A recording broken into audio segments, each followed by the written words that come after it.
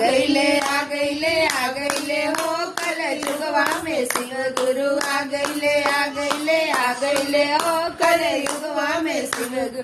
गंगा में अइले यमुना में अइले, गंगा में अइले यमुना में अइले, सरयू में आके समा गईले हो कल युगवा में शिव गुरु आ गईले हो कल युगवा में शिव।